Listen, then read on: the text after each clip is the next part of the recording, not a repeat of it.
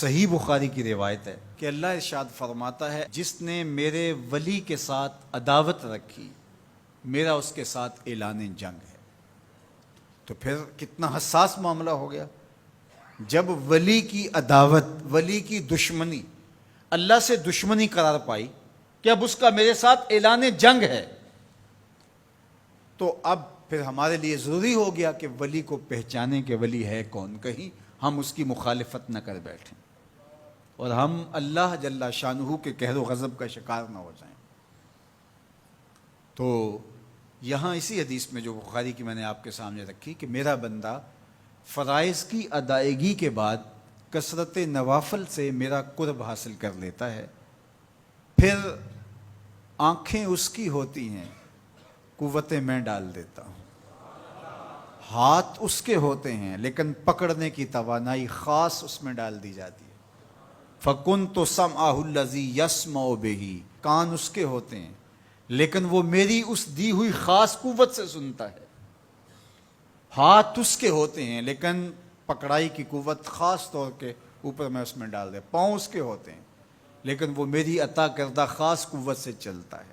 آصف بن برخیہ آنے واحد کے اندر تخت بلقیس لے آیا کہ نہ لے آیا؟ قرآن نے بیان کیا نا، آنے واحد میں 1 مہینہ جاتے ہوئے لگتا تھا، 1 مہینہ آتے ہوئے لگتا تھا۔ حضرت سلیمان علیہ السلام نے کہا کہ بلقیس آ رہی ہے، بس وہ شہر سے باہر پہنچ گئی ہے، تو کوئی ہے جو اس کا تخت لے کر آئے، اس کے آنے سے پہلے حاضر کر دے۔ اور وہ تخت مکفل کر کے آئی تھی، 60 ہاتھ چوڑا تھا، 80 ہاتھ لمبا تھا اور کئی ہاتھ موٹا تھا۔ تو کہا کوئی ہے جو اس کے آنے سے پہلے لے آئے؟ قال عفریت من الجن، ایک جن کھڑا ہو گیا، کہا حضور میں لے آتا ہوں۔ کب لاؤ گے؟ کہا کہ مجلس برخاست ہونے سے پہلے پہلے تخت آ جائے گا۔ بڑی بات تھی، لیکن سلیمان نے کہا نہیں، مجھے اس سے بھی پہلے چاہیے۔ کیا شان ہے، پیغمبر تھے، کہا مجھے اس سے بھی پہلے چاہیے۔ تو پھر کیا ہوا؟ قرآن پڑھیے، قال الذی عندہ علم من الکتاب، جس کے پاس کتاب اللہ کے علم کا کچھ حصہ تھا۔ زبور ساری کا عالم نہیں تھا، زبور کی کچھ آیتوں کا عالم تھا۔ اس نے کہا انا آتی کا بہ، جی حضور میں لے آتا ہوں۔ یہ تو دوپہر تک لا رہا ہے، تم کب لاؤ گے؟ کہا قبل ان یرتد الیک طرفک، آپ آنکھ بعد میں جھپکیں گے، تخت پہلے پڑا ہوگا۔ یہ قرآن نے کہا ہے نا۔ اور ابھی حضرت سلیمان نے آنکھ جھپکی نہیں تھی تو تخت سامنے پڑا تھا۔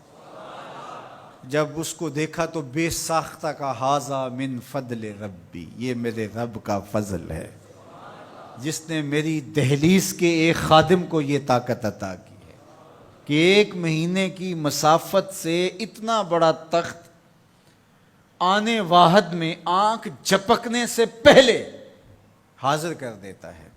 آنا آتی کا بے ہی، لفظ سنیے، آنا میں، آتی کا آتا ہوں، بے ہی اس کو ساتھ لے کے، یعنی میں ابھی گیا اور ابھی آیا اور تخت بھی لے آیا، اور وہ وہاں سے غائب بھی دکھائی نہیں دیا اور تخت بھی وہاں موجود تھا۔ اور حضرت سلیمان نے کہا کہ یہ میرے رب کا فضل ہے، اور اس کہانی کو میرے رب نے قرآن میں بیان فرمایا۔ جو کرامات پچھلے انبیاء علیہم السلام کی امتوں کے اولیاء کو حاصل تھیں، وہ اس امت کے اولیاء کو بھی حاصل ہو سکتی ہیں۔ جس طرح حضور نبیوں سے افضل ہیں، حضور کی امت باقی امتوں سے، اور حضور کی امت کے اولیاء باقی امتوں کے اولیاء سے افضل ہیں۔ تو جب ان کی یہ کرامت ہو سکتی ہے کہ آنے واحد میں تخت بلقیس لا سکتے ہیں، تو اگر اس امت کے کسی ولی کی ایسی کرامت بیان کی جائے تو اس میں طبیعت میں بے چینی کیوں پیدا ہو؟ یہ تو حضرت سلیمان کی امت کے ولی کو بھی اللہ کمال دیا ہے، تو محمد عربی کے غلام کو کیوں نہیں دے سکتا؟ تو جو حضرت شاہ نقشبند بخاری علیہ رحمہ کا ذکر کیا جاتا ہے کہ جب آپ کی خادمہ کو اور آپ سے عقیدت کا دھم بھرنے والی خاتون کو کابل میں محل کی چھت سے دھکا دے دیا گیا، اور جب وہ نیچے پہنچی تو حضرت شاہ نقشبند بخاری علیہ رحمہ نے اس کو جو ہے وہ آسانی کے ساتھ زمین پہ رکھ دیا، تو حیرت سے آنکھیں پھٹی رہ جاتی ہیں اور پوچھتی ہیں کہ آپ کب آئے، آپ تو بخارے میں تھے؟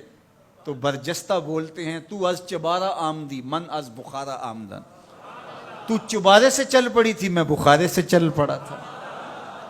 تو یہ حضور کے غلاموں کی شان ہے، اور یہ کوئی جو ہے وہ بعید نہیں ہے۔ باقی رہی بات یہ عقل نہیں مانتی، تو معجزہ اور کرامت ہوتے ہی وہی ہیں جو عقل انسانی کو عاجز کر دیں۔ جو عقل میں آ جائے وہ تو فن ہوگا۔ ما یعجز بہ العقل، عقل کی جہاں پہنچ نہ ہو، جو ظاہری اسباب سے ماورا ہو، جو چیزیں ما فوق الفطرت ہوں، تو انہیں ہی تو کرامت، قدرت یا معجزہ کہا جاتا ہے۔ اور اگر وہ عقل اور فہم اور ادراک میں آ جائیں تو پھر جو ہے وہ کیا ہو۔ تو اس کی نظیر ہمارے پاس قرآن میں موجود ہے۔ اب اللہ کا ولی کون ہوگا؟ حضور علیہ السلام سے پوچھا گیا، ابن مردوی اور باقی لوگوں نے روایت کیا کہ حضور ولی کون ہے؟ تو حضور علیہ السلام نے ارشاد فرمایا، اذا رؤوا ذکر اللہ، جس کو دیکھو خدا یاد آ جائے، جس کو دیکھنے سے رب یاد آ جائے، جس شخص کی صحبت میں بیٹھ کے رغبت دنیا کم ہو اور رغبت آخرت بڑھ جائے، اس کی صحبت غنیمت سب۔ اچھا، قرآن نے جو ولی کی علامت بیان فرمائی وہ یہ ہے، الذین آمنوا وکانوا یتقون، یعنی ولی کی جو علامتیں ہیں وہ ایمان اور تقوی ہے۔